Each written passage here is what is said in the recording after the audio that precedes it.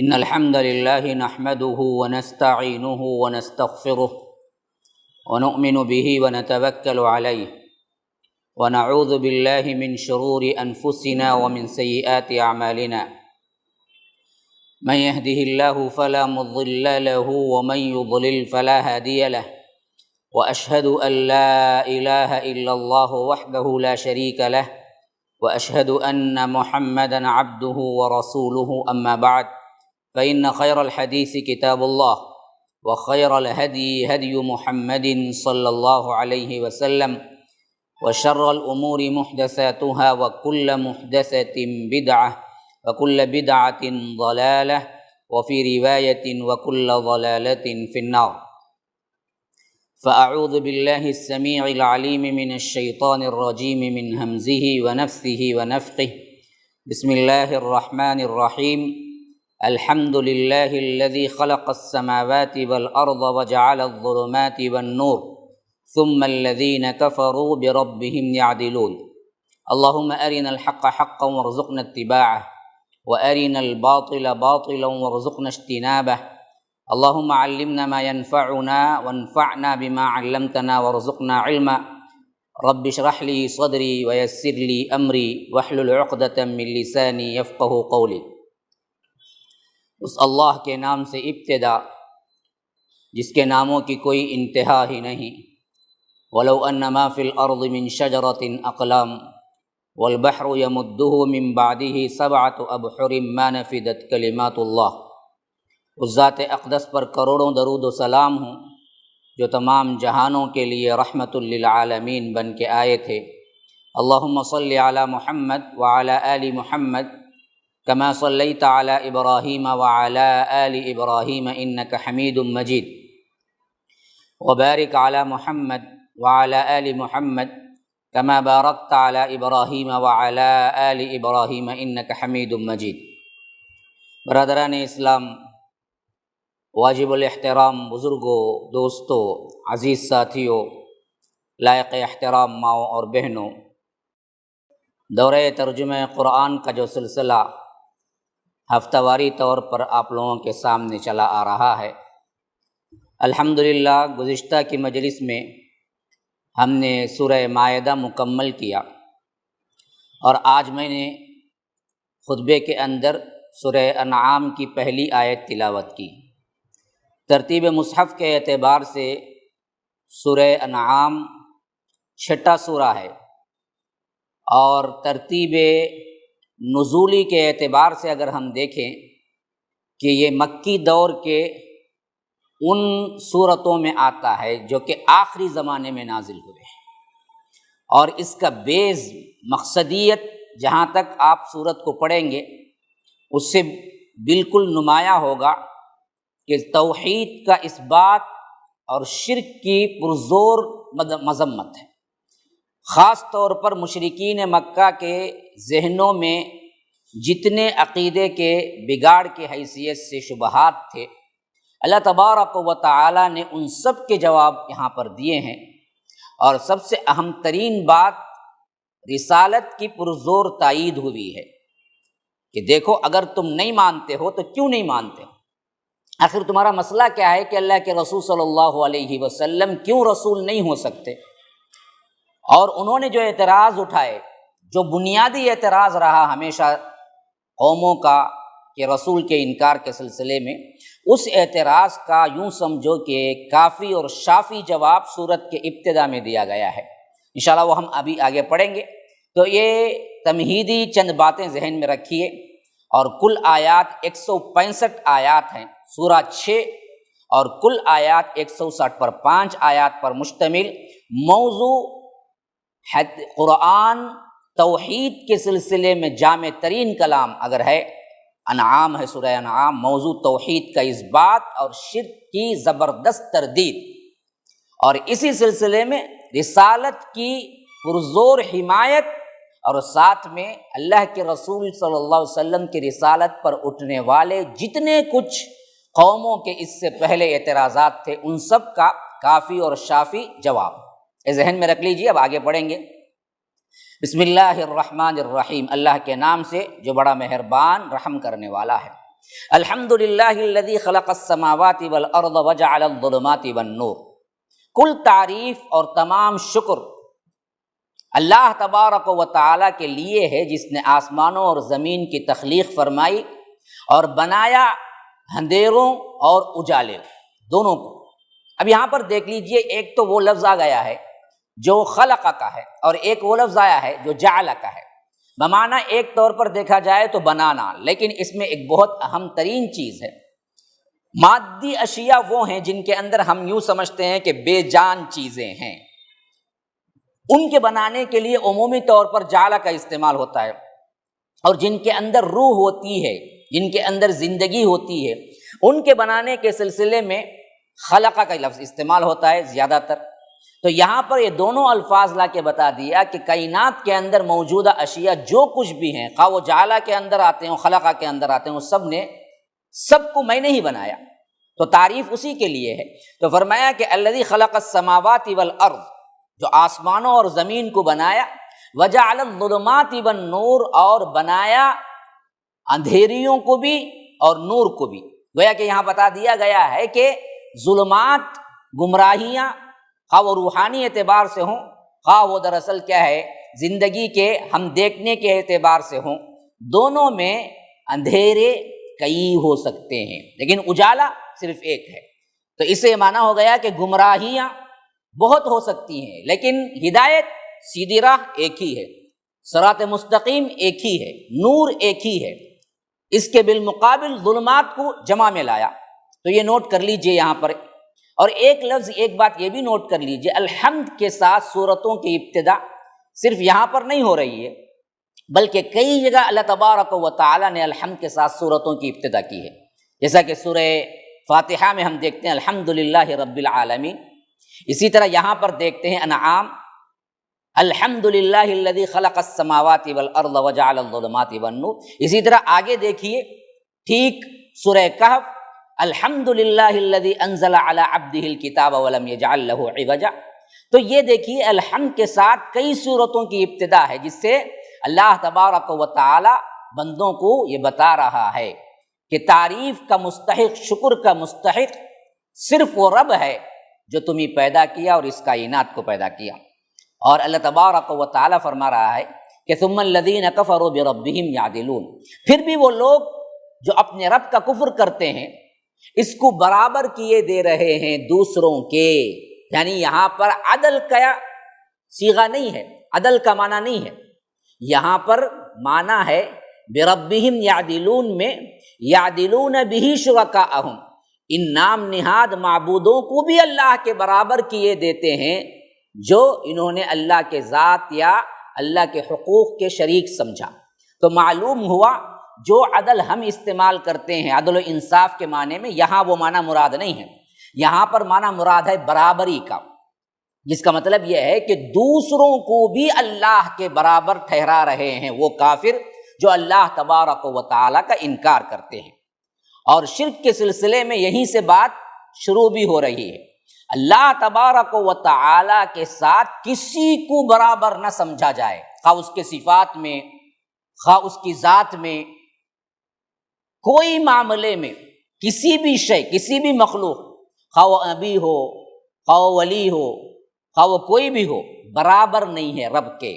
تو اسی لیے فرمایا کہ وہ لوگ جو کفر کرتے ہیں ثم الذین کفروا بربہم یعدلون، کہ وہ اپنے رب کو برابر کیے دیتے ہیں دوسرے شرکا کو، دوسرے لوگوں کو برابر کیے دیتے ہیں۔ اور مذمت کے طور پر یہ آیت ذہن میں رکھ لیجیے اچھی طرح کہ سورہ نساء کے اندر ایک ہی سورہ میں دو مرتبہ یہ 48 اور 116 یعنی 116 ان اللہ لا یغفر ان یشرک بہ ویغفر ما دون ذلک لمن یشاء، یہ جو شرک کرتے ہیں، یہ برابری جو سمجھتے ہیں، اس کا نام ہے شرک، اور یہ شرک اللہ تبارک و تعالی کبھی نہیں معاف کرے گا۔ ایک ہی صورت کے اندر دو جگہ رب العالمین نے ایک ہی الفاظ لائے ہیں، سورہ نساء سورہ نمبر 4 آیت نمبر 48 آیت نمبر 116، یہ دونوں جگہ اللہ تبارک و تعالی نے یہی کہا کہ اس ایک گناہ کو میں معاف نہیں کروں گا۔ هو الذی خلقکم من طین ثم قضى اجلا، وہی ہے جس نے تمہیں بنایا گارے سے۔ طین اصل میں وہ مٹی ہے جس کے اندر پانی ملا ہوا ہو، یا یوں کہہ لیجئے کہ چکنی مٹی ہے۔ یہ پہلا مرتبہ تھا حضرت آدم علیہ السلام کو بنانے کا، یعنی پہلی شکل تھی، پھر وہ گارا بنا، پھر اس کے بعد وہ ٹھکری بنا، جیسا کہ فرمایا کہ وَلَقَدْ خَلَقْنَا الْإِنسَانَ مِنْ صَلْصَالٍ مِنْ حَمَإٍ مَسْنُونٍ وَالْجَانَّ خَلَقْنَاهُ مِنْ قَبْلُ مِنْ نَارِ السَّمُومِ۔ تو یہ کئی اور ادوار سے گزرا، لیکن پہلی جو شکل مٹی کی ہوئی وہ طین تھی۔ تو اللہ تبارک و تعالیٰ نے وہی لفظ یہاں پر استعمال کیا، وہی ہے جس نے تمہیں طین سے پیدا کیا، گارے سے پیدا کیا۔ ثم قضا اجلا، اور پیدائش کے وقت تمہارا وقت مقررہ تھا، طے کر دیا کہ کتنی زندگی ہے، دنیا میں کوئی انسان جائے تو اس کی کتنی زندگی ہے، واپس اسے کب پلٹنا ہے۔ اور یہاں پر یہ بات بھی نوٹ کر لیجئے، بہت اہم ترین ہے کہ فرمایا کہ هو الذی خلقکم من طین ثم قضا اجلا، کہ ہم نے اس کو گارے سے بنایا اور ایک وقت مقررہ تک۔ تو معلوم ہو گیا کہ انسان جو بھی یہاں آتا ہے دنیا کے اندر پہلے سے متعین کردہ وقت کے مطابق آتا ہے، اور وہ اجل مسمن عنده ثم انتم تمترون، کہ اور وہ معین وقت جو ہے نا وہ رب کے پاس موجود ہے، وہ کسی کو نہیں پتا کب کیا ہونے والا ہے۔ موت کا وقت مقرر ہے، موت کا وقت کسی کو نہیں پتا ہے، لیکن تم ہو کہ پھر بھی اس معاملے میں شک کر رہے ہو۔ تمترون کا مطلب ہے شک کرنا، یعنی تم اس معاملے میں ابھی بھی شک میں پڑے ہوئے ہو، حالانکہ آنکھوں دیکھی بات، لاکھوں انسان آتے ہیں، اچھے ہیں، صحت مند ہیں، لیکن وقت مقرر آ گیا، مر گئے۔ بیمار ہیں، کئی سالوں سے بیڈ ریڈن ہیں، مرتا نہیں، کیوں؟ وقت نہیں آیا۔ یہ بالکل واضح کیفیت تمہارے پاس سامنے موجود ہے، تمہارا اپنا آنا نہ تمہارے ہاتھ میں ہے، نہ تمہارا اپنا جانا نہ تمہارے ہاتھ میں ہے، لیکن پھر بھی تم شک میں پڑے ہوئے ہو۔ کس کے بارے میں؟ قیامت کے بارے میں، رب کے حکم کے بارے میں، قرآن کے بارے میں۔ یہ تمام چیزیں کیا ہیں؟ شک کے سلسلے میں تم جو ہو، یہ دراصل ظاہر کرتا ہے کہ تمہارا آنا، تمہارا جانا تمہارے ہاتھ میں ہے ہی نہیں۔ اور فرمایا کہ وَهُوَ اللَّهُ فِي السَّمَاوَاتِ وَفِي الْأَرْضِ، وہی ہے اللہ جو آسمانوں میں بھی اور زمین میں بھی ہے۔ کیا مطلب؟ یہ مطلب نہیں ہے کہ آسمانوں اور زمین میں تحلیل ہو گئے، نعوذ باللہ، جیسا کہ حلول کا عقیدہ ہے لوگوں کا، صوفیہ کا، بلکہ یہاں یہ مطلب ہے کہ جیسے زمین کا خدا ہے ویسے ہی اللہ آسمانوں کا بھی رب ہے۔ ہاں، یہاں پر وَهُوَ اللَّهُ فِي السَّمَاوَاتِ وَفِي الْأَرْضِ کا مطلب آسمانوں اور زمین میں رب تحلیل ہو گیا ہے، یا آسمانوں اور زمین میں رب کا کیا ہے؟ حلول کر لیا ہے، اور آسمان و زمین ہی رب کی شکل میں ہے۔ نعوذ باللہ، ایسی ہرگز بھی بات نہیں ہے۔ یہاں انکار یہ ہے کہ جیسے رب العالمین کا حکم آسمانوں میں چلتا ہے ویسے ہی زمین میں بھی چلتا ہے، جیسے زمین میں چلتا ہے ویسے ہی آسمان ہے، یعنی آسمان کا رب کوئی اور، زمین کا رب کوئی اور، آسمان کا اللہ کوئی اور، زمین کا اللہ کوئی اور نہیں ہے، ہرگز بھی۔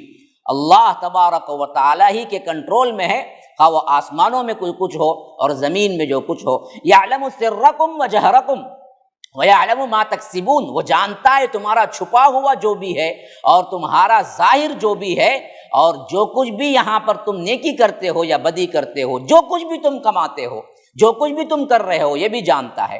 تمہارے جتنے پردے کے اندر کی چیزیں ہیں، جو چھپ کے تم کرتے ہو وہ بھی جانتا ہے، اور جو تم ظاہر ہو کے کرتے ہو وہ بھی جانتا ہے۔ جو کچھ تم کرتے ہو تمام اللہ تبارک و تعالیٰ کے سامنے ہے، تو ڈرو اس سے۔ فرمایا کہ وَمَا يَأْتِيهِم مِّنْ آیَةٍ مِّنْ آیَاتِ رَبِّهِمْ إِلَّا كَانُوا عَنْهَا مُعْرِضِينَ، نہیں آتی ان کے پاس کوئی نشانی۔ وَمَا تَأْتِيهِم مِّنْ آیَةٍ مِّنْ آیَاتِ رَبِّهِمْ، نہیں آتی ان کے پاس کوئی نشانی ان کے رب کی نشانیوں میں سے، مگر یہ اس سے اعراض کرنے والے بنے ہوئے ہوتے ہیں۔ یعنی یہ لوگ اللہ تبارک و تعالیٰ کے پاس سے نشانیاں مانگتے ہیں، رسول اور آپ کو بھی کیا ہے، حد درجہ مجبور کرتے ہیں کہ نشانی لاؤ، نشانی لاؤ، نشانی۔ ارے بدبختو، نشانی چاہیے تو یہ کائنات میں جتنی بھی بکھری ہوئی نشانیاں ہیں، چاند، یہ تارے، یہ سورج، یہ زمین، یہ کرۂ ارض، یہ مخلوقات، یہ جانور، یہ سب تو اللہ کی نشانیاں ہی ہیں۔ اور اس کے علاوہ تمہارے مانگنے پر بھی اگر اللہ نشانی بھیج دیتا، پچھلے قوموں میں جب مانگا رسولوں کے ساتھ تو رسولوں کو اللہ نے بھیج دیا، لیکن جب بھی آ گئی کیا تم نے اپنے وعدے کے مطابق اس کو قبول کر لیا؟ نہیں۔ فرمایا کہ الا کانوا عنہا معرضین، یہ تو اس نشانی سے اعراض کر بیٹھے، انہوں نے کہہ دیا کہ یہ تو جادو ہے، یہ تو فلاں ہے، تب بھی نہیں مانے۔ تو اللہ کے رسول صلی اللہ علیہ وسلم، پہلے تو یہ بات دراصل کیا انڈائریکٹلی اللہ کے رسول کو ڈھارس بندائی گئی ہے کہ آپ رنجیدہ نہ ہوں، آپ سے بھی یہ بدبخت نشانیاں مانگتے ہیں، لیکن ہم نشانیاں نہیں بھیج رہے ہیں اس واسطے کہ ان کی مدت پوری نہیں ہوئی ہے۔ اگر مدت پوری ہو گئی ہوتی یا نشانی ہم بھیج دیتے تو مدت پوری ہو جاتی اور ان کو مٹا دیا جاتا۔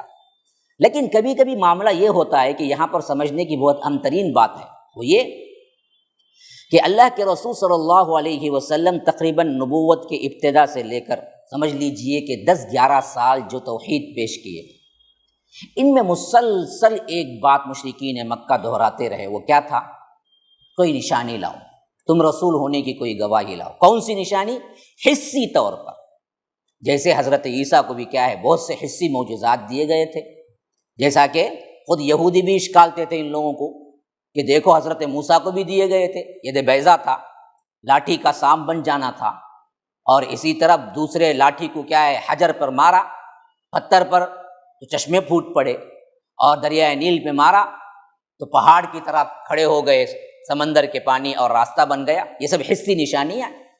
پھر حضرت عیسیٰ پر آئیے، کئی نشانیاں ہیں، وَإِذْ تَخْلُقُ مِنَ الطِّينِ كَهَيْئَةِ الطَّيْرِ بِإِذْنِي فَتَنفُخُ فِيهَا فَتَكُونُ طَيْرًا بِإِذْنِي وَتُبْرِئُ الْأَكْمَهَ وَالْأَبْرَصَ بِإِذْنِي وَإِذْ تُخْرِجُ الْمَوْتَى بِإِذْنِي۔ ابھی ہم نے کیا ہے سورہ مائدہ کے آخری میں پڑھا کہ وہ اگر مٹی کا پرندہ بنا کے پھونک مارتے تو زندہ پرندہ بن جاتا تھا، اور اسی طرح کیا ہے انہوں نے مردے کو زندہ کر دینے کا معجزہ مل گیا، قبر پر جا کر کسی کو اٹھانا پڑتا، کسی کو کیا ہے قبروں سے زندہ اٹھا کر بھی کیا ہے کھڑا کر دینا پڑتا تو کر دیتے۔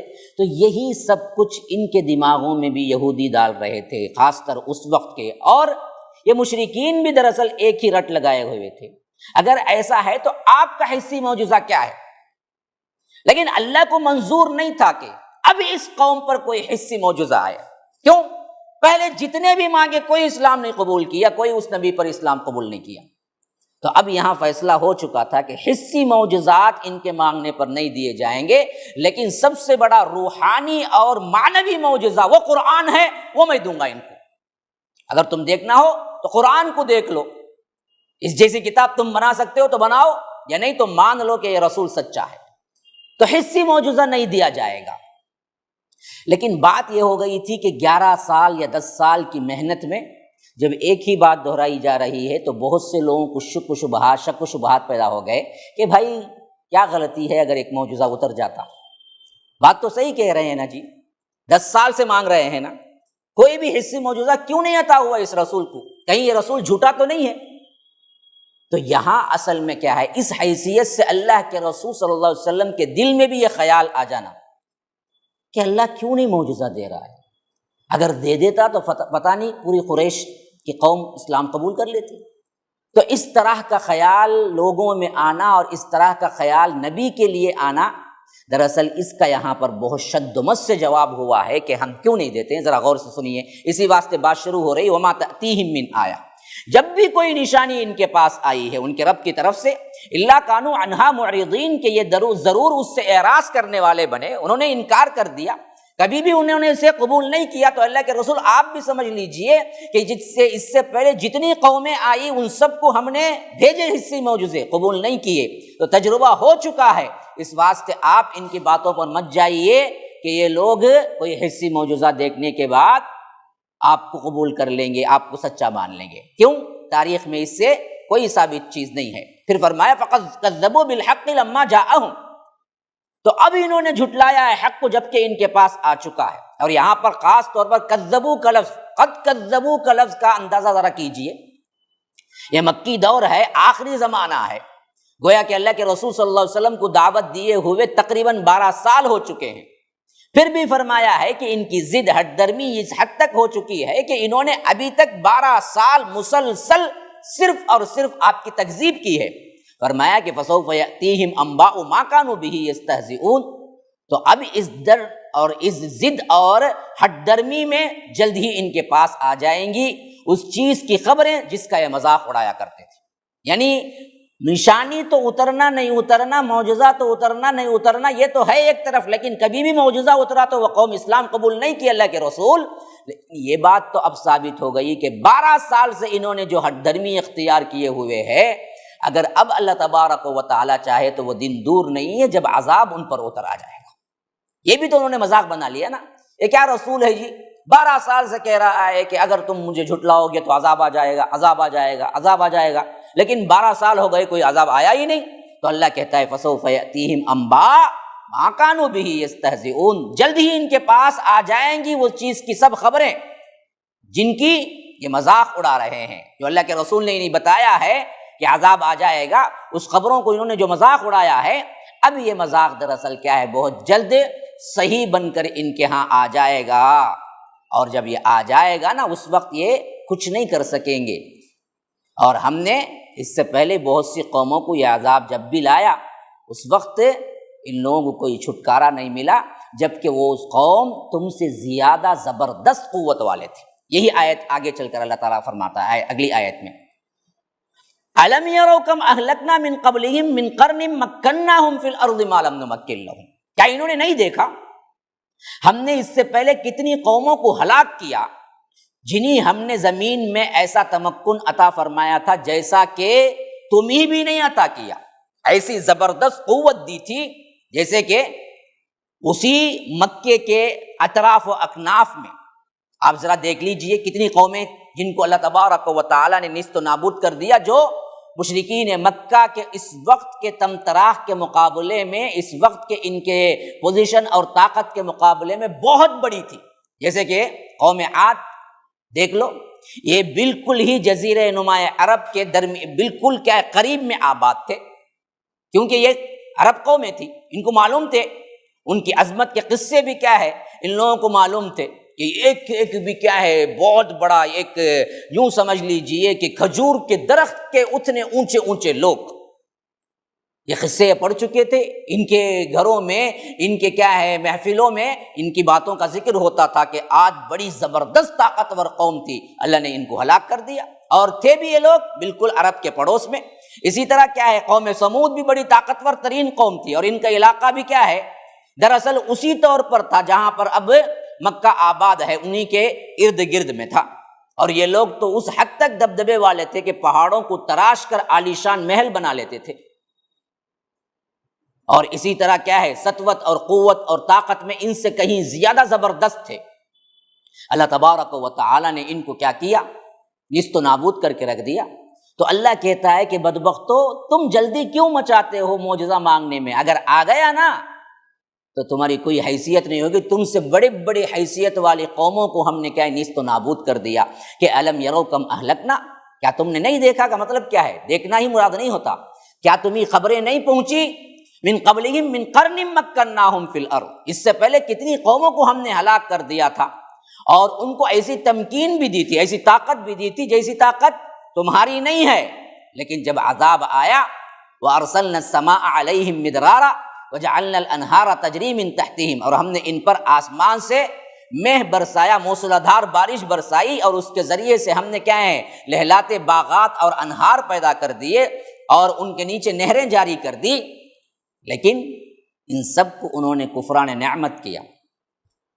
ہم نے ان کو بھی اسی طرح آباد کیا جیسے تم کو آباد کیا ہے۔ آج عرب میں کعبۃ اللہ کے متولی ہو چکے ہو تم، تمہارا بڑا زور چلتا ہے، لیکن یاد رکھو اگر یہ طاقت، یہ سطوت تمہیں کیا ہے رسول سے انکار پر مجبور کرتی ہے بدبختوں، تو سنو قوم عاد، قوم سمود، یہ سب بہت زیادہ اللہ نے ان کو طاقت سطوت دی تھی، اور بہترین گھر دیے تھے، آسمان سے بہترین بارشیں ہوتی تھیں ان کے لیے، اور ان کے لیے نہریں جاری تھی جن کے نیچے کیا ہے نہریں بہہ رہی تھی، اور اس حیثیت سے ان کے باغات سب سے بہترین تھی، خوشحالی کا دورہ تھا۔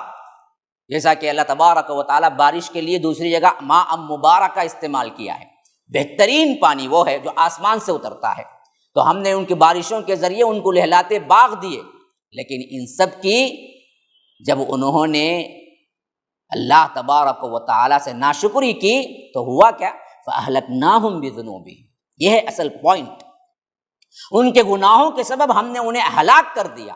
وَأَنشَأْنَا مِن بَعْدِهِمْ قَرْنًا آخَرِينَ، پھر ان کو کیا کیا، دوسری قوم کو ہٹا کھڑا کیا، اور یہ وہ نہیں تھے جو پہلے والے تھے، ہم نے بدل دیا دوسری قوم۔ جب ہم نے دیکھا کہ یہ لوگ کیا ہیں اللہ تبارک و تعالیٰ کی اطاعت میں نہیں آتے، رسولوں کو نہیں مانتے، پھر تو ہم نے ہلاک کر دیا۔ یہی حال تمہارا بھی ہوگا، تمہاری بھی مہلت کیا ہے، ختم ہوا چاہتی ہے، ابھی بھی تم معجزات پر کیا اڑے ہوئے ہوگے، تو یاد رکھو معجزہ سو آنے والا نہیں ہے، لیکن اللہ تبارک و تعالیٰ کا عذاب بہت قریب ہے۔ جیسے ان کو اللہ تبارک و تعالیٰ نیست و نابود کر دیا، ویسے ہی تم کو بھی کیا ہے، نیست و نابود کر دے گا۔ فَأَهْلَكْنَاهُمْ بِذُنُوبِهِمْ، اور ان کا بھی گناہ ایک ہی تھا، وہ کیا تھا؟ رسولوں کی نافرمانی تھا، گناہ ہی اصل سبب تھا جس کے واسطے ہم نے ان کو ہلاک کر دیا اور دوسری قوم کو اس کا جانشین بنایا۔ ایسے ہی تم کو بھی ہم کریں گے، کیونکہ اس دور میں خاص طور پر مشرکین مکہ نے کیا کر دیا، عجیب و غریب اللہ کے رسول صلی اللہ علیہ وسلم سے سوالات شروع کر دیے۔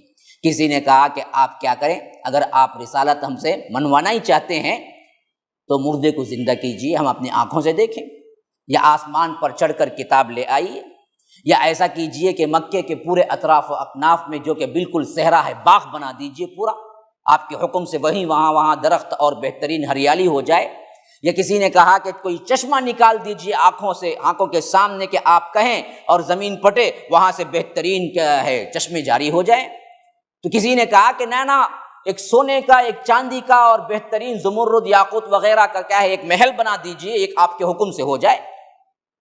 تو اللہ تبارک و تعالیٰ نے فرمایا کہ قل سبحان ربی، بدبختو میرا رب یہ سب کچھ کر سکتا ہے، لیکن میں صرف اور صرف رسول بن کے آیا۔ یہ سورہ اسراء میں تفصیلی بات آ جائے گی آگے چل کر، جتنے مطالبات کیے تھے۔ تو اللہ تبارک و تعالیٰ فرماتا ہے کہ اصل میں کیا ہے، فَأَهْلَكْنَاهُمْ بِذُنُوبِهِمْ، کہ ہم نے ان کے گناہوں کے سبب انہیں مار دیا، انہیں ہلاک کر دیا، اور وَأَنشَأْنَا مِن بَعْدِهِمْ قَرْنًا آخَرِينَ، اور دوسروں کو اٹھا کھڑا کیا۔ تو یاد رکھو تمہارے ساتھ بھی وہی سلوک ہوگا اگر تم اس پر کامزن رہو گے۔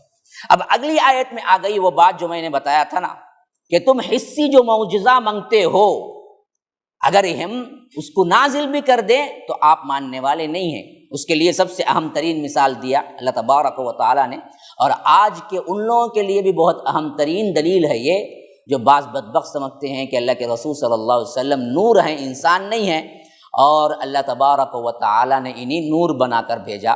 تو یاد رکھیے یہ آیات ان کے لیے زناٹہ دار تماچا ہے۔ فرمایا کہ وَلَوْ نَزَّلْنَا عَلَيْكَ كِتَابًا فِي قِرْطَاسٍ فَلَمَسُوهُ بِأَيْدِيهِمْ، اگر ہم نے اتار بھی دی اس پر کوئی کتاب جو کاغذوں میں لکھی ہوئی ہوتی، اور اسے چھو کر یہ اپنے ہاتھوں سے دیکھ بھی لیں تو بھی کہتے کیا، لَقَالَ الَّذِينَ كَفَرُوا، جن لوگوں نے کفر کیا وہ یہی کہتے، إِنْ هَذَا إِلَّا سِحْرٌ مُبِينٌ، یہ تو کھلا ہوا جادو ہے۔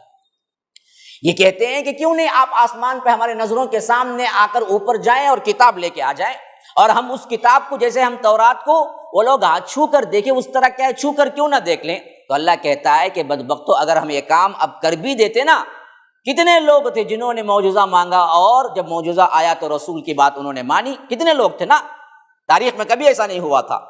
یہی حال تمہارا بھی ہوگا کہ وَلَوْ نَزَّلْنَا عَلَيْكَ كِتَابًا، اگر ہم نازل کر دیتے اللہ کے رسول آپ پر کتاب، فی قرطاس، کاغذوں کے اندر باقاعدہ طور پر ایسی کتاب، فلمسوہ بأیدیہم، جسے تم اپنے ہاتھوں سے چھو کر بھی دیکھ لیتے، لقال الذین کفروا، تم کو تو کہنا یہی تھا، یہی کہتے تم جو کافر ہوئے ہیں، ان ھذا الا سحر مبین، کہ یہ تو کیا ہے کھلا ہوا جادو ہے جی۔ ایسے معجزات کو دیکھ کر بھی یہی کہیں گے تم ہمارے آنکھوں پر جادو ہو گیا ہے، یا یہ کہیں گے کہ ہماری نظر بندی ہو گئی ہے، یا جو نہیں ماننا ہے وہ کہے گا کہ یہ تو کیا ہے جی عجیب طرح کی شعبدہ بازی ہے۔ تو یاد رکھو اصل یہ معاملہ نہیں ہے کہ یہ لوگ ہدایت کے لیے معجزہ مانگ رہے ہیں، بلکہ اصل مسئلہ یہ ہے کہ یہ لوگ ضد میں آ کر معجزہ مانگ رہے ہیں، ورنہ تو یہ معجزہ دیکھ کر بھی نہیں لاتے۔ اور دوسری بات کیا تھی جی، اگر آپ رسول ہیں تو پھر آپ کے ساتھ فرشتہ کیوں نہیں نازل ہوا، یا فرشتے کو اللہ نے رسول بنا کے کیوں نہیں بھیج دیا، کیوں نہیں ملک آ گیا۔ اب آ گئی وہ بات جو آج بھی کیا ہے، ہمارے اپنے مسلمان بھائی بہت سے یہ سمجھے بیٹھے ہیں کہ اللہ کے رسول ہم جیسے انسان ہیں تو پھر رسول کیسے ہو گئے؟ ارے ہم جیسے انسانوں کو، ہم جیسے انسان ہی تو رسول بن کے آ سکتے ہیں، فرشتے ہمارے لیے آئیڈیل نمونہ کیسے ہوں گے؟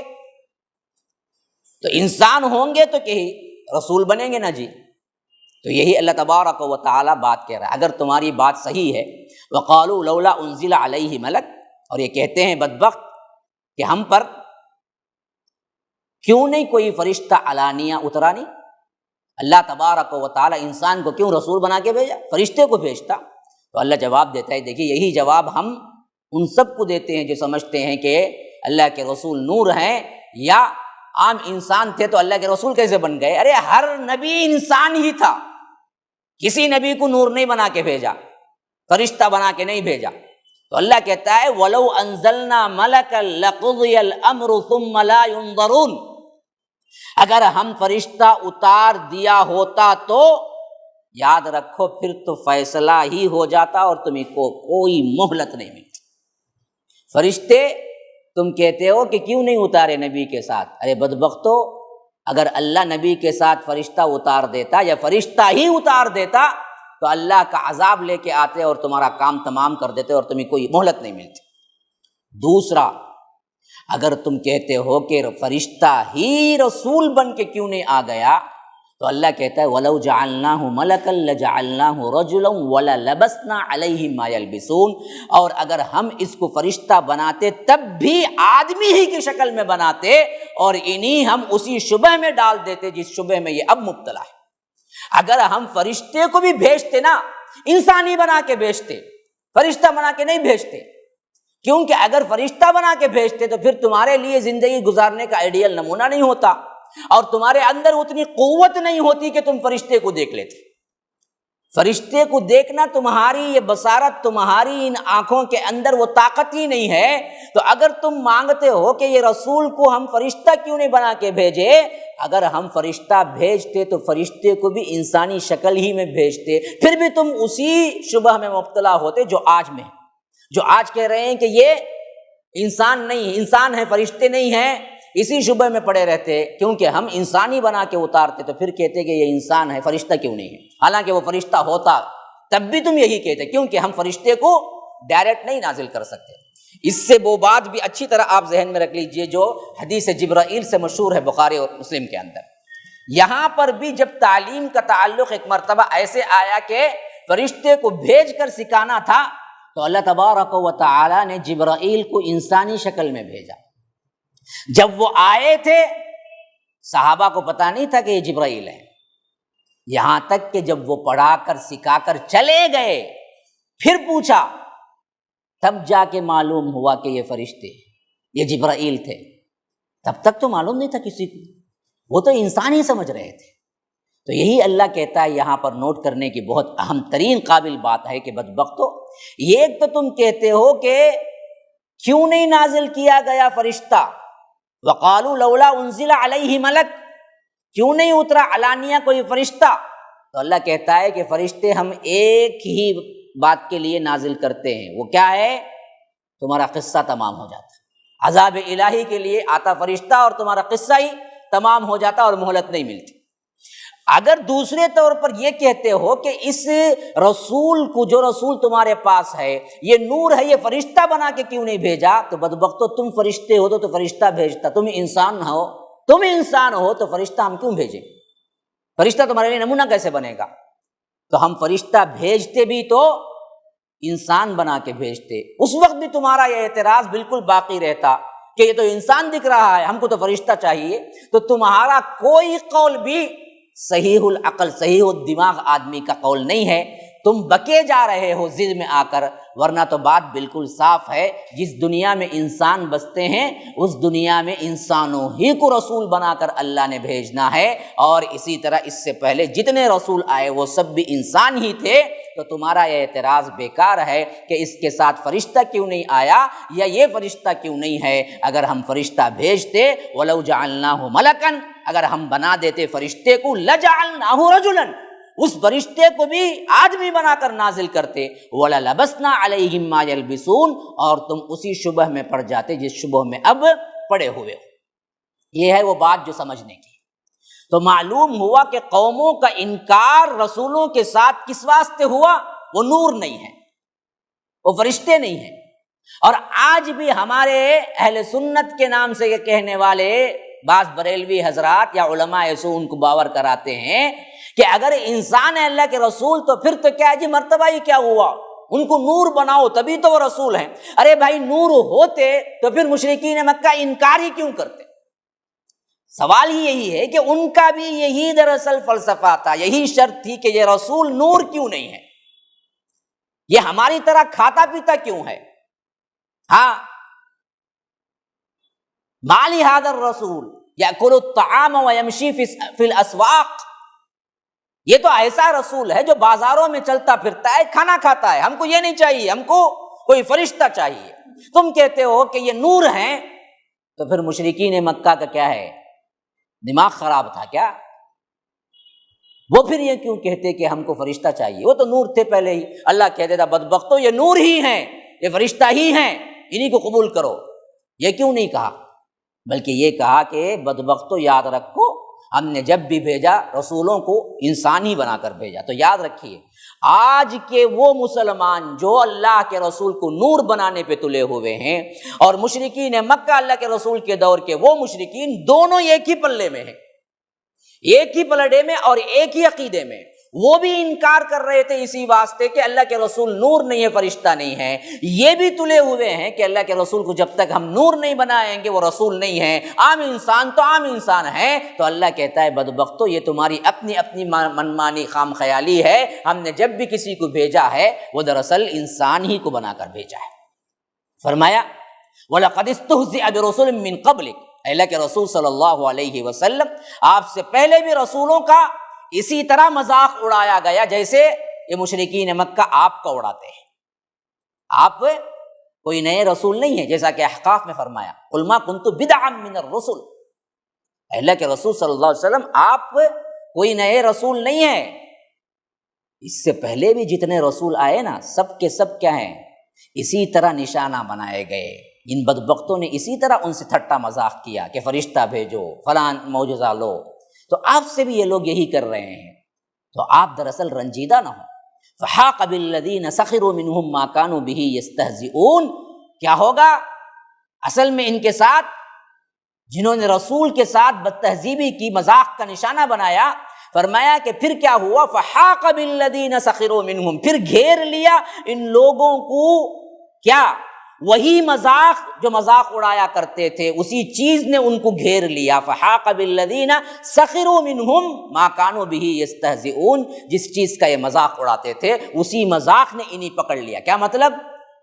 عذاب، کیا جی، جب عذاب بولتے بولتے بھی 10 سال ہوگا نا، جس کا وہ مذاق اڑاتے تھے اسی چیز نے، اسی عذاب نے ان کو پکڑ لیا۔ یہی اللہ تعالیٰ کہتا ہے پھر گھیر لیا ان لوگوں میں سے ان کو جو مذاق اڑاتے تھے، اس چیز نے جس کا وہ مذاق اڑاتے تھے، ان لوگوں کو اسی چیز نے پکڑ لیا جس کا وہ مذاق اڑاتے تھے۔ کون؟ جو ان لوگوں میں سے اللہ کے رسول کا مذاق اڑاتے تھے، ان مذاق اڑانے والوں کو وہ مذاق ہی ان کو پکڑ لیا۔ بڑا اہم نقطہ ہے یہاں پر، اسلوب و انداز دیکھیے رب کا۔ وَلَقَدِ اسْتُهْزِئَ بِرُسُلٍ مِّن قَبْلِكَ، اللہ کے رسول آپ رنجیدہ نہ ہوں، اس سے پہلے جتنے رسول ہو گزرے ہیں ان سب کا مذاق اڑایا گیا۔ پھر کیا ہوا جی؟ پھر گھیر لیا ان لوگوں میں سے جو بھی مذاق اڑاتے تھے اسی چیز نے جس کا وہ مذاق اڑاتے تھے۔ بالذین سخروا منہم ما کانوا بہ یستہزئون، اسی مذاق نے انہیں پکڑ لیا جس کو انہوں نے مذاق سمجھا۔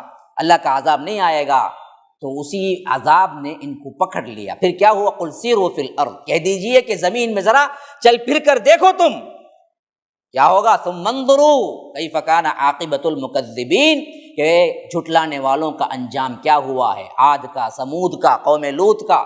قوم لوط تو بالکل کیا ہے ان کے قریب میں تھی، قوم عاد، قوم سمود کے محلات ان کے اطراف و اکناف میں تھے۔ دیکھ لو تم کیا ہوا ان لوگوں کا حال جنہوں نے رسولوں کا مذاق اڑایا تھا۔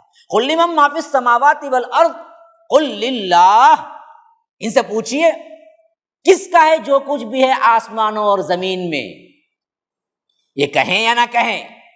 کیا بہترین انداز اسلوب ہے، دیکھیے فرمایا کہ تم خود ہی کہہ دیجیے اللہ کے رسول صلی اللہ علیہ وسلم، سب کا سب اللہ کا ہے۔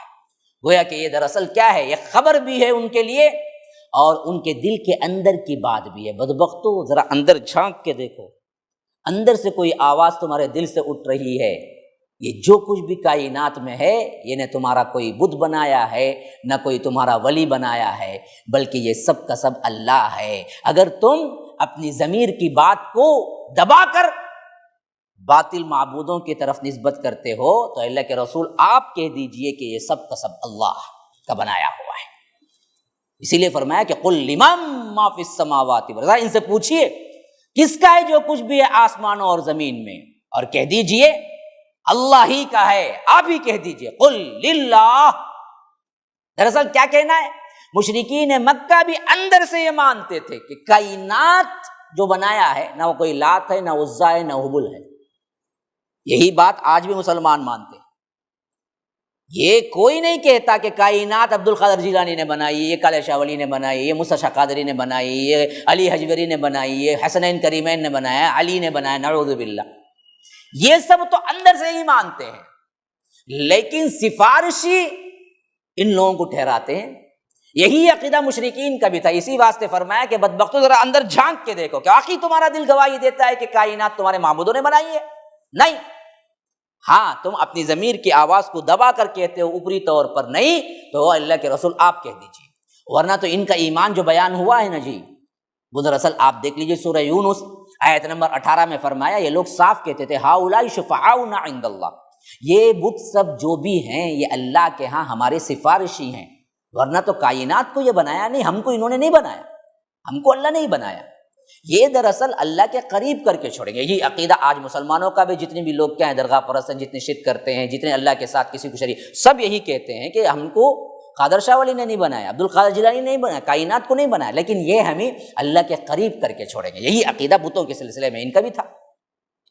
سورہ یونس سورہ نمبر 10 آیت نمبر 18 میں اٹھا کے دیکھ لیجئے، صاف وہ کہتے ہیں کہ ہؤلاء شفعاؤنا عند اللہ، یہ ہمارے سفارشی ہیں۔ اسی طرح سورہ عنکبوت آیت نمبر 60 پر 1 سے آپ لگاتار پڑھتے چلے جائیے، وَلَئِن سَأَلْتَهُم مَّن خَلَقَ السَّمَاوَاتِ وَالْأَرْضَ وَسَخَّرَ الشَّمْسَ وَالْقَمَرَ لَيَقُولُنَّ اللَّهُ، فرمایا کہ اے نبی اگر ان سے پوچھیں آپ کہ آسمانوں اور زمین کو کس نے پیدا کیا، سورج اور چاند کو کس نے مسخر کیا ہے، تو یہ لازماً کہیں گے لَيَقُولُنَّ اللَّهُ، اللہ تبارک و تعالی نے ہی پیدا کیا ہے۔ تو ان کا عقیدہ بھی وہی تھا۔ مسلمانوں اپنے آپ کو بدلو، سمجھو، یہی شرک ہے۔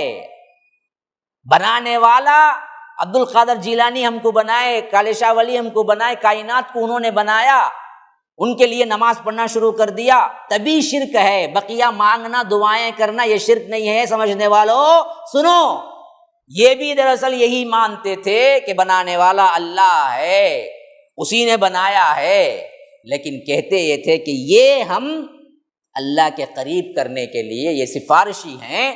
جس عقیدے پر وہ تھے اسی عقیدے پر تم ہو، بس چیزیں بدل گئی۔ وہ بت رکھے تھے، تم قبریں رکھے ہوئے ہو، وہ کوئی دوسری چیز رکھتے تھے، تم بوندی کیا ہے جھانگری رکھتے ہو۔ مسئلہ بس کیا ہے، چیزوں کی تبدیلی، عقیدہ ایک ہی ہے۔ اچھا پھر آگے فرمایا کتب علی نفسہ الرحمہ، اس نے اپنے اوپر رحمت کو لازم کر لیا ہے۔ ہاں لَيَجْمَعَنَّكُمْ إِلَىٰ يَوْمِ الْقِيَامَةِ لَا رَيْبَ فِيهِ، وہ لازماً جمع کر کے رہے گا قیامت کے دن، جس میں کوئی شک نہیں ہے، جس کے آنے میں الَّذِينَ خَسِرُوا أَنفُسَهُمْ فَهُمْ لَا يُؤْمِنُونَ، جو لوگ اپنے آپ کو خسارے میں ڈالنے کا فیصلہ کر چکے ہیں وہی ہیں جو ایمان نہیں لائیں گے۔ جنہوں نے اپنے آپ کو ہلاکت میں ڈالنے کا ارادہ کر لیا، خَسِرُوا أَنفُسَهُمْ فَهُمْ لَا يُؤْمِنُونَ، پھر تو کیا یہ کبھی ایمان نہیں لائیں گے۔ اب ذرا ایک بات اچھی طرح یاد رکھ لیجئے، یہاں اوپر فرما رہا ہے کتب علی نفسہ الرحمہ، اللہ نے اپنے اوپر رحمت کو لازم کر لیا۔ پھر دراصل قیامت کے بارے میں بتا رہا ہے کہ ہم ان سب کو جمع کریں گے، اور جو لوگ ایمان نہیں لاتے ہیں وہی اپنے آپ کو خسارے میں ڈالتے ہیں۔ تو سوال یہ پیدا ہوتا ہے کہ اللہ نے رحمت کو لازم کر لیا ہے تو پھر جہنم میں اللہ ان کو کیوں ڈالے گا؟ تو سوال کا جواب یہ ہے کہ مسلمانوں سنو قرآن کی بلاغت، حکمت۔ کہا کہ دیکھو اب اور تمہارے گناہوں کو کتنا بھی تم کر لو، اللہ نے اپنے اوپر رحمت کو لازم کر لیا ہے، اس واسطے یہاں معاف کر دے گا، لیکن کل قیامت کے دن آئے گا کوئی بندہ تو وہاں اللہ کی رحمت مخصوص ہو جائے گی مومنین کے ساتھ، یہاں کھلی ہوئی ہے۔ کل کے دن کوئی مشرک آئے گا، اللہ رحیم ہے، اللہ رحمان ہے، اس واسطے وہ جنت بھیج دے گا، نہ نہیں بھیجے گا۔ یہاں اب کھلا ہوا ہے رحمت کا معاملہ اللہ کے اوپر، اللہ نے لازم کر لیا ہے اپنے اوپر، کتنا بھی گناہ کر لو، ایک معافی، ایک استغفر اللہ پڑھ لو دل سے، اللہ معاف کر دے گا۔ لیکن قیامت کے دن رحمت مخصوص ہو جائے گی، وَكَانَ بِالْمُؤْمِنِينَ رَحِيمًا، وہاں ایمان والوں کے ساتھ ہی رحم ہوگا، کافر و مشرک کے ساتھ رحم نہیں ہوگا۔ یاد رکھو، یہاں اب موقع ہے، وہاں نہیں ہوگا۔ اس واسطے یاد رکھو، اگر وہاں تک بات پہنچ گئی نا، وہاں اللہ تبارک و تعالی کسی بھی کافر مشرک کو جنت میں نہیں بھیجے گا، خواہ وہ حضرت ابو طالب ہی کیوں نہ ہو جائے۔ یاد رکھو، وہاں رحمت کا معاملہ عام نہیں ہوگا، وہاں خاص ہو جائے گا۔ اس لیے کیا ہے، امام ابن قیم وغیرہ وَكَانَ بِالْمُؤْمِنِينَ رحیمہ کی تفسیر میں کہتے ہیں کہ یہاں پر اللہ کہتا ہے کہ مومنین کے لیے رحیم ہوگا، تو وہ کہاں ہوگا؟ آخرت میں، آخرت میں نہیں، آخرت میں صرف اور صرف مومنین کے لیے ہوگا۔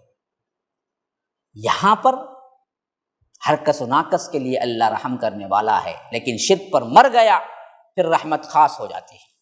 پھر فرمایا کہ وَلَهُ مَا سَكَنَ فِي اللَّيْلِ وَالنَّهَارِ وَهُوَ السَّمِيعُ الْعَلِيمُ، اسی کا ہے جو کچھ ساکن ہے اور جو رات میں ہوتا ہے، جو دن کے اندر متحرک ہو جاتا ہے، اور وہ سب کچھ سننے والا، جاننے والا ہے۔ یہاں پر اصل میں کیا ہے جی، وَلَهُ مَا سَكَنَ فِي اللَّيْلِ، جو کچھ رات میں سکون پذیر ہوتا ہے، جو کچھ رات کا سکون ہے، وہ سب کا سب اللہ کا دیا ہوا ہی سکون ہے۔ اور والنہار میں لفظ اندر ہے تحرکا، دن میں تو سکون نہیں ہوتا نا، دن میں حرکت ہوتی ہے، تو اصل بات کیا ہے، اگر کھل کر پڑھیں گے تو آیت آئے گی وَلَهُ مَا سَكَنَ فِي اللَّيْلِ وَمَا تَحَرَّكَ فِي النَّهَارِ، وہی ہے جس نے رات میں تمہارے لیے سکون رکھا اور دن میں تمہارے لیے حرکت رکھی، اسی کے فرمان سے ہو رہا ہے سب کچھ۔ وَهُوَ السَّمِيعُ الْعَلِيمُ، وہ سننے والا، جاننے والا ہے۔ قُلْ أَغَيْرَ اللَّهِ أَتَّخِذُ وَلِيًّا فَاطِرِ السَّمَاوَاتِ وَالْأَرْضِ، کہا کہ ان سے کہیے، ان سے پوچھیے، کیا میں اللہ کے سوا کسی اور کو بھی ولی بنا لوں، جبکہ آسمانوں اور زمین کا پیدا کرنے والا صرف اور صرف وہی اللہ ہے۔ یہ گویا کہ کیا ہے، ایک سوال یا انداز میں تنبیہ ہے۔ بدبختو سنو، کیا تمہارے باتوں کی تائید میں یا تمہارے خواہشوں پر میں بھی اللہ کو چھوڑ کر دوسروں کو ولی بنا لوں؟ اور ذرا لفظ کو غور کیجئے، جبکہ اس وقت کا معاملہ بتوں کا تھا، ولیوں کا نہیں تھا، لیکن اللہ نے لفظ قیامت تک کے لیے سدھار کے لیے وہ لفظ رکھ دیا جو ولی کا ہے۔ فرمایا، پھر مرتبہ آیت کو پڑھ لیجئے، خاص طور پر یہ آیت نوٹ بھی کر لیجئے، جو حضرات کیا ہیں تفسیری نوٹ بنا رہے ہیں ان کے لیے کہتا ہوں، قُلْ أَغَيْرَ اللَّهِ أَتَّخِذُ وَلِيًّا، ان سے کہیے کہ کیا میں اللہ کے سوا دوسروں کو ولی بنا لوں، جبکہ اللہ کیا ہے، آسمانوں اور زمین کا فاطر ہے، فاطر السماوات والارض۔ اللہ تبارک و تعالی جب آسمانوں اور زمین کا پیدا کرنے والا ہے، تو میں کسی دوسرے کو ولی کیوں بناؤں جی، کیوں سمجھوں کہ دوسرا بھی میری ہیلپ کرے گا؟ یہی اللہ تبارک و تعالیٰ کا قرآن آج تک ہے۔ آج اس قرآن کی اس آیت کے ذریعے ہم تمام ان لوگوں کو جو اولیاء کو اللہ کی شرکت میں، اللہ کی ذات میں، اللہ تبارک و تعالیٰ کے صفات میں شریک کیے بیٹھے ہیں، بریلویوں سنو، اللہ کے اس کلام کو سنو۔ دیکھو سورہ انعام کی آیت نمبر 14 میں اللہ تم سے پوچھ رہا ہے کہ تم اللہ کو چھوڑ کر کیوں بناتے ہو دوسروں کو ولی، جبکہ اکیلا اللہ پیدا کرنے والا ہے آسمانوں اور زمین۔ ہاں، اور دوسری صفت وَهُوَ يُطْعِمُ وَلَا يُطْعَمُ، وہ کھانا کھلاتا ہے، اسے کھلایا نہیں جاتا، وہ سب کو کھانا دیتا ہے، کھانا کھاتا نہیں ہے، لیتا نہیں ہے۔ اور تمہارے ولی بوندی لیتے ہیں، تمہارے ولی ادھ بتی لیتے ہیں، تمہارے ولی چادر لیتے ہیں، درگاہ کو جاتے ہو تو تم چیزیں لے کے جاتے ہو، مسجد جاتے ہو تو خالی ہاتھ آتے ہو، جولی بھر کے لے جاتے ہو اللہ تبارک و تعالیٰ کے عطیات۔ تو یہ ایک اور صفت ہے ولی۔ اللہ توحید کو سمجھنا ہو، اللہ کی وحدانیت کو سمجھنا ہو، یہ کنڈیشن رکھو، میں اس کی پوجا کروں گا جو کھاتا نہیں ہے، جو سب کو کھلاتا ہے۔ وہ کون ہے؟ وہ ایک ہی ہے، فاطر السماوات، وَهُوَ يُطْعِمُ وَلَا يُطْعَمُ، وہ سب کو کھلاتا ہے، وہ کھاتا نہیں ہے۔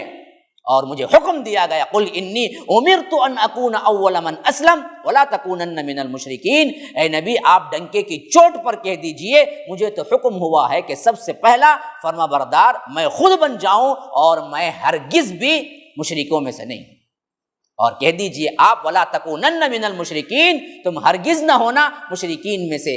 کہیں فرمایا کہ میں نہیں ہوں، یہاں فرمایا کہ تم کو ہرگز نہیں ہونا چاہیے مشرکین میں سے۔ یہ ہے میں نے بتایا نا سورہ انعام خالص توحید اور رد شرک پر نازل ہوئی۔ جس حیثیت سے یہاں پر ایک ایک بات کا جواب دیا گیا ہے، اگر انسان کھلی ذہنیت سے صرف اس کا ترجمہ بھی پڑھ لے نا جی، تمام شرکیہ افعال سے باز آ جائے گا۔ صاف اعلان ہو رہا ہے، دیکھیے اللہ کے رسول آپ پہنچا دیجئے کون ہے فاطر السماوات وهو یطعم ولا یطعم، جو کھلاتا ہے کھاتا نہیں ہے۔ اب بتاؤ تمہارے اولیاء میں سے کون تھے جو زندگی میں کبھی نہیں کھایا، صرف دوسروں کو کھلایا؟ اگر یہ شرط کسی میں پوری ہوتی ہے تو جاؤ ان سے بھی مانگو، اگر نہیں ہوتی ہے تو اللہ کے لیے اس شرک سے بچ جاؤ ورنہ جہنم جاؤ۔ کون ہے جو کوئی ولی کا آپ نام لو اور بتاؤ کہ زندگی بھر اس نے کبھی کچھ کھایا نہیں، صرف کھلاتا رہا؟ کوئی نہیں ہے۔ عبد القادر جیلانی کھاتے تھے تمہارے اپنے قول کے مطابق بھی، جب تک زندگی میں گزارا وہ بھی کھائے ہیں، اللہ کے رسول صلی اللہ علیہ وسلم بھی کھائے ہیں، حضرت علی بھی کھائے ہیں، حسنین کریمین بھی کھائے ہیں، علی اجوری بھی کھائے ہیں۔ کون ہے جس کو تم مانتے ہو جسے ثابت کر دو کہ انہوں نے نہیں کھایا ہے؟ تو یہ رب ہے صرف جو کھانے کی ضرورت نہیں ہے، یہ اصول ہے۔ اگر تم نہیں مانتے ہو نا، ہم کہتے ہیں جی جیسے رب نے حکم دیا اللہ کے رسول کو آپ کہہ دیجئے، ویسے ہی ہم کہتے ہیں کہ میں نے پہنچا دیا اعلان توحید کا یہ پیغام، اور بدبختو اگر تم نہیں مانتے ہو نا جیسے رسول کو حکم دیا، ویسے ہی ہم کہتے ہیں کہ ہمیں حکم دیا گیا ہے انی امرت ان اکون اول من اسلم، مجھے تو حکم ہوا ہے کہ سب سے پہلے فرما بردار میں خود بن جاؤں۔ ہم مسلمان اس شرک سے کیا ہے تبرہ اختیار کرتے ہیں، اور تم ہی بھی کہتے ہیں کہ ولا تکونن من المشرکین، اور ہرگز تم مشرکین میں سے نہ ہونا۔ قل انی اخاف ان عصیت ربی عذاب یوم عظیم، کہہ دیجئے کہ اگر میں اپنے پروردگار کی نافرمانی کروں تو مجھے خوف ہے کہ ایک بہت بڑے ہولناک دن کا عذاب ہے، بہت بڑے دن کا عذاب مجھے آ لے گا۔ میں تو ڈرتا ہوں، میں کیسے اللہ تبارک و تعالیٰ کے فرمان کی مخالفت کروں؟ یہ تو ڈر ہے۔ تمہیں ڈر نہیں ہے؟ جاؤ بھگتو جہنم، لیکن مجھے ڈر ہے۔ اللہ کے رسول کو یہ کہا جا رہا ہے تو ہم کیوں نہ کہیں؟ تم اگر نہیں مانتے ہو، تم باز نہیں آتے ہو، ہم کو پہنچا دینے کی ذمہ داری ہم نے پہنچا دیا۔ ہم تمہارے ساتھ مل کے یہ شرکیہ افعال نہیں کر سکتے کیونکہ ہمیں ڈر ہے۔ انی اخاف، مجھے ڈر ہے، ان عصیت ربی، اگر میں میرے رب کی نافرمانی کروں گا تو ہوگا کیا میرا حال؟ عذاب یوم عظیم، بہت بڑا عذاب ہے، وہ ایک خاص مقررہ دن ہے، قیامت کے دن، بہت ہولناک دن ہے۔ اس دن عذاب میں گر جاؤں گا۔ من یصرف عنہ یومئذ فقد رحمہ وذلک الفوز المبین، جو شخص اس دن اس عذاب سے پرے رکھ دیا گیا، اس عذاب سے اللہ تبارک و تعالیٰ اسے دور کر دیا اور اس پر اللہ تبارک و تعالیٰ کی رحمت ہو گئی، اصل میں یہی کامیابی ہے۔ یہ دنیا کی دولت، یہ تمہارے آرام آشائش، یہ کیا ہیں دینار درہم کے انبار، یہ سب کامیابی نہیں ہے۔ کامیابی تو اصل یہ ہے کہ اس توحید پر زندگی گزار کے مر جاؤ، اور کل قیامت کے دن اللہ تبارک و تعالیٰ اس دن جو قیامت کا دن ہوگا، بڑا ہولناک دن ہوگا، یصرف عنہ یومئذ فقد رحمہ، اس عذاب سے، اس جہنم سے اللہ کس کو ہٹا کے رکھ دے، کسے دور کر دے۔ میں یصرف عنہ، اس دن، کون سے دن؟ قیامت کے دن، فقد رحمہ، تب تو بات ثابت ہو گئی کہ اللہ نے اس پر رحم کر دیا۔ وذالک الفوز المبین، اصل کامیابی تو وہی ہے، بہت بڑی کامیابی، کھلی ہوئی، فوز المبین، فوز کامیابی کہتے ہیں، مبین کھلی ہوئی کامیابی تو یہی ہے کہ کل قیامت کے دن جہنم کے عذاب سے بندہ بچ جائے، جنت چلا جائے۔ دنیا میں ملنا نہ ملنا، دولت ملنا نہ ملنا، بنگلے کار، پیسے ملنا نہ ملنا، یہ سب کامیابی کی دلیل نہیں ہے، بلکہ یہ اللہ ہر کس و ناقص کو عطا کرتا ہے، یہ تھوڑی کامیابی کی دلیل۔ تو یاد رکھو، شرک سے بچ جاؤ، اور شرک سے بچ کر زندگی گزار کر یہاں سے چلے گئے نا، اور کل اللہ کہہ دے کہ تمہیں کیا ہے، ہم نے عذاب سے ہٹا کے رکھا ہوا ہے، تم جہنمی نہیں ہو، اصل کامیابی وہی ہے۔ اب آ گئی پھر وہی بات جو اسی تردید میں اللہ تبارک و تعالی کی طاقت اور قوت اور سطوت اور جلال اور سلطنت بتا رہی ہے۔ ان یمسسک اللہ بضر فلا کاشف لہ الا ہو، اگر تمہیں اللہ کی طرف سے کوئی تکلیف پہنچانے کا اللہ تبارک و تعالی ارادہ کر لے یا پکڑ لے اللہ کی طرف سے کوئی تکلیف تمہیں، پھر کائنات میں کوئی دوسرا ہے نہیں جو دور کر سکے، نہ کوئی کالے شاہ ولی ہے، نہ کوئی عبد القادر جیلانی ہے، نہ کوئی علی حجویری ہے، نہ کوئی بابا ہے، نہ کوئی اور پیر ہے، جو اللہ کی طرف سے اگر تمہیں کوئی ضرر پہنچ جائے تو کوئی نہیں ہے تمہیں اس سے ہٹانے والا۔ یمسسک اللہ، پکڑ لے اللہ کی طرف سے کوئی کیا ضرر بضر، نقصان، فلا کاشف لہ الا ہو، پھر کوئی نہیں ہے کائنات میں اس کے علاوہ، سوائے اللہ کے علاوہ کوئی نہیں ہے جو اس مصیبت کو تمہیں دور کرے گا۔ ایسا عقیدہ رکھنے والا کوئی کبھی کیا ہے کسی ولی کے درگاہ میں ہاتھ اٹھا کے مانگ سکتا ہے؟ جس کو رب بتا رہا ہے کہ کوئی نہیں ہے تمہاری تکالیف کو دور کرنے والا، جب اللہ تبارک و تعالیٰ فیصلہ کر دے۔ وَإِن يَمْسَسْكَ بِخَيْرٍ، اور اللہ کا ارادہ، اللہ کی خیر تمہیں پکڑ لے، فَهُوَ عَلَى كُلِّ شَيْءٍ قَدِيرٌ، تو پھر کوئی نہیں ہے اس خیر سے تمہیں نکالنے والا، کیونکہ وہ ہر چیز پر قادر ہے۔ یہ ہے اصل بیماری ہو، آج تو کیا ہے بہت عجیب مراحل سے انسانی زندگی گزر رہی ہے، مسلمانوں کا ایمان متزلزل ہو رہا ہے۔ اگر اللہ بیماری لکھ دیا ہے تو کون ہے تمہیں اس بیماری سے چھٹکارا دلانے والا؟ اور اللہ نے نہیں لکھا ہے تو کون ہے جو تم پر بیماری طاری کر دینے والا؟ اس آیت کو آپ ذہنوں میں بٹھا لیں۔ ان یمسسک اللہ بضر، اللہ تبارک و تعالی ارادہ کر لے، اللہ کی پکڑ آ جائے، کس معاملے میں؟ جی خیر کے نہیں، ضرر کے معاملے میں، ہاں ضر، برائی، فلا کاشف لہ الا ہو، کوئی نہیں ہے جو اسے دور کر سکے۔ اور وَإِن يَمْسَسْكَ بِخَيْرٍ، نیکی کا ارادہ کر لے، نیکی پکڑ لے رب کی طرف سے، اسے بھی کوئی نہیں ہے جو برائی میں بدل سکے۔ فَهُوَ عَلَى كُلِّ شَيْءٍ قَدِيرٌ، کیونکہ وہ ہر چیز پر قادر ہے۔ توکل تو کیا ہے؟ صرف رب العالمین پر ہونا چاہیے۔ وَهُوَ الْقَاهِرُ فَوْقَ عِبَادِهِ وَهُوَ الْحَكِيمُ الْخَبِيرُ، اور وہ اپنے بندوں پر پوری طرح غالب ہے۔ وَهُوَ الْقَاهِرُ فَوْقَ عِبَادِهِ، قاہر، قہر سے بندوں پر وہ پوری طرح حاوی ہے، غالب ہے۔ کیسے جی؟ فوق عبادی، یا رب کیا ترکیب ہے، دیکھیے ہم قادر ہیں، ہم قاہر ہیں، ہم غالب ہیں، کیسے؟ فوق عبادی، بندوں کے اوپر، ہم ہی بندوں کے اوپر کیا ہیں؟ سب سے زبردست طاقت ہماری ہی ہے اصل میں، ہم بندوں پر پوری طرح غالب ہیں۔ اور اس کے ساتھ ساتھ یہ غالبیت، یہ طاقت ایسی نہیں ہے کہ ہم سب پر ظلم کرنے لگے، نعوذ باللہ، بلکہ فرمایا وَهُوَ الْحَكِيمُ الْخَبِيرُ، ہم باوجود قاہر ہونے کے، باوجود ہمارا ہی چلنے کے، ہمارے پاس طاقت ہونے کے بھی، ہم کمال حکمت کے ساتھ تمہارے ساتھ سلوک کرتے ہیں، ہمارے ساتھ قہاریت کے ساتھ ساتھ کیا ہے؟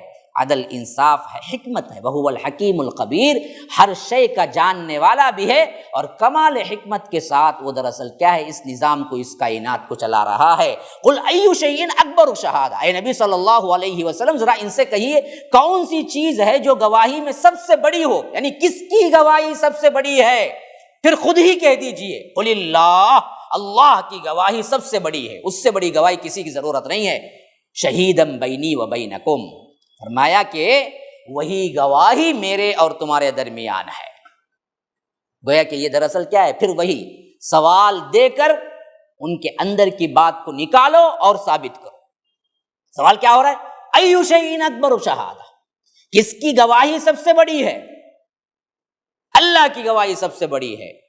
تو اب کہو وہی اللہ دراصل میرے لیے شہادت دے رہا ہے کہ میں رسول ہوں، تمہارے اور میرے درمیان میرا اللہ ہے جو شہادت دے رہا ہے کہ میں رسول ہوں۔ تم دو یا نہ دو، بدبختو، تم اپنی خیر مناؤ، دو گے تو تمہارے لیے اچھا ہے، نہ دو گے تو تمہاری کیا ہے؟ خیر نہیں ہوگی، ورنہ میری رسالت پر کوئی دھبا نہیں پڑنے والا ہے۔ کوئی سورج کو تھوکنا چاہے تو اس کا تھوک اس کے جسم پر گرے گا، سورج کو تو کوئی نقصان نہیں ہوگا۔ تو ویسے ہی رب کی شہادت میرے لیے کافی ہے۔ وَأُوحِيَ إِلَيَّ هَذَا الْقُرْآنُ لِأُنذِرَكُمْ بِهِ وَمَنْ بَلَغَ، اور میری جانب یہ قرآن وحی کیا گیا ہے تاکہ میں تمہیں بھی خبردار کر دوں، اور اس کے ذریعے سے خاص طور پر تم سب لوگوں کو، بِهِ خبردار بھی کروں، لیکن کیسے جی؟ قرآن کے ذریعے سے خبردار کروں، لِأُنذِرَكُمْ بِهِ وَمَنْ بَلَغَ، اور اس کو بھی جس تک یہ پہنچ جائے اس کے لیے بھی ضروری ہے کہ وہ بھی لوگوں تک پہنچا دے، گویا کہ ہمارے لیے بھی خطاب ہے اس میں، وَمَنْ بَلَغَ، جہاں تک بھی پہنچے وہ، پھر ان پر بھی ضروری ہو جاتا ہے، کیونکہ اب اللہ کے رسول صلی اللہ علیہ وسلم تو نہیں رہے نا، اب ذمہ داری یہ پہنچانے کی کس پہ آئی؟ ہم پہ آئی۔ جہاں جہاں جس کو قرآن پہنچے گا، سمجھے گا، مان لے گا، اس پر ذمہ داری ہے کہ وہ پھر دوسروں تو پہنچائے۔ وَأُوحِيَ إِلَيَّ هَذَا الْقُرْآنِ، یہی بتایا گیا ہے کہ ہمیں کیا ہے، اس قرآن میں وحی کی گئی ہے کہ خبردار کر دو ان لوگوں کو، کس کے ذریعے سے؟ قرآن کے ذریعے سے، اور وہ لوگ بھی بعد میں خبردار کر دے جن تک یہ پہنچ جائے۔ وَمَنْ بَلَغَ، جس کو بھی پہنچے گا، تو یہ قیامت تک یہ سلسلہ چلتا رہے گا، کوئی نہ کوئی قوم قرآن پڑھ کر یہ ہدایت کو پہنچاتی رہے گی یہاں تک کہ قیامت آ جائے گا۔ تو معلوم ہو گیا اس قرآن کے بعد اب کوئی نبی آنے والا نہیں ہے، اس قرآن کے بعد اب کوئی کتاب آنے والی نہیں ہے، کیونکہ اللہ نے تسلسل قائم رکھ دیا کہ جہاں تک جس کو پہنچے قرآن وہ پہنچاتے رہے، جس کو پہنچے قرآن پہنچاتے رہے۔ اِنَّكُمْ لَتَشْهَدُونَ أَنَّ مَعَ اللَّهِ آلِهَةً أُخْرَىٰ، اب یہ بہت ہی اہم ترین یونیک سوال ہے اور دل کو جھنجھوڑ دینے والا ہے۔ کیا واقعی تم لوگ گواہی دیتے ہو کہ اللہ کے ساتھ کچھ اور بھی معبود ہیں؟ ذرا ٹٹول کے دیکھو اپنے دل کے اندر، کیا تمہارا دل یہ گواہی دیتا ہے؟ اِنَّكُمْ لَتَشْهَدُونَ، کیا تم واقعی گواہی دے رہے ہو أَنَّ مَعَ اللَّهِ آلِهَةً أُخْرَىٰ، اللہ کے ساتھ دوسرے بھی الہ ہیں؟ قُل لَا أَشْهَدُ، کہہ دیجئے اگر تم یہ گواہی دیتے ہو تو تمہارا ضمیر مر چکا ہے، لیکن میں تو دے نہیں سکتا۔ لا اشہد، یہ گویا کہ دلوں کے اندر کی بات کو جھنجھوڑ دینے والا ہے۔ بدبختو، جس رب العالمین کو تم سمجھتے ہو کہ کائنات کو اسی نے پیدا کیا، تم کو اسی نے پیدا کیا، کیا تمہارا دل تب بھی گواہی دیتا ہے کہ اللہ کے علاوہ بھی کوئی دوسرا ہے جس کو سجدہ کر سکتے ہیں؟ یہی سوال آج کے مسلمانوں سے بھی ہم کر رہے ہیں اسی آیت کے تناظر میں، کہ جب تم مانتے ہو کہ اللہ رب ہے، اللہ خالق ہے، اللہ مالک ہے، اللہ نے پیدا کیا، تو کیا تب بھی تمہارا دل گواہی دیتا ہے کہ عبد القادر جیلانی کی قبر پہ سجدہ کرو؟ کیا تمہارا ضمیر مردہ ہو چکا ہے؟ اگر تمہارا ضمیر گواہی دیتا ہے تو ہم نہیں گواہی دیتے۔ لا اشہد، ہمارا ضمیر گوارا نہیں کرتا۔ یہی بات اللہ کے رسول سے کہی گئی کہ آپ کہہ دیجیے، اگر یہ بدبخت اتنے ضمیر مردہ ہو چکے ہیں ان کے، تو اللہ کے رسول آپ کہہ دیجئے لا اشہد، میں تو گواہی نہیں دیتا، قل انما هو الہ واحد واننی بریء مما تشرکون، کہہ دیجئے وہ تو بس ایک ہی الہ ہے اور میں بری ہوں ان تمام چیزوں سے جنہیں تم لوگ شریک ٹھہرا رہے ہیں، جنہیں تم لوگ اللہ تبارک و تعالی کے علاوہ یہ چاہتے ہیں کہ وہ بھی فلاں قسمت بدل سکتے ہیں، وہ بھی فلاں بگڑی بنا سکتے ہیں، وہ بھی فلاں جن کے لیے سجدہ جائز ہے، رکوع جائز ہے، نظر جائز ہے، فلاں جائز ہے، تو یاد رکھو تم مانو تو مانو، ہم ماننے والے نہیں ہیں۔ ہمارا ایمان یہی کہتا ہے کہ کوئی نہیں ہے اللہ کے علاوہ، اور جو کچھ تم شرک کر رہے ہو اس سے ہم بری و ذمہ ہیں۔ وَإِنَّنِي بَرِيءٌ مِّمَّا تُشْرِكُونَ، کہ دیکھو کہہ دیجئے آپ کہ جو کچھ بھی تم کر رہے ہو ہم اس سے بری ہیں، ہم نہیں مانتے۔ هذا وباللہ توفیق، صلی اللہ وسلم علی نبینا محمد۔ اسأل اللہ لی ولکم ولسائر المسلمین من کل ذنب فاستغفروه انہ هو الغفور الرحیم۔ السلام علیکم ورحمۃ اللہ وبرکاتہ۔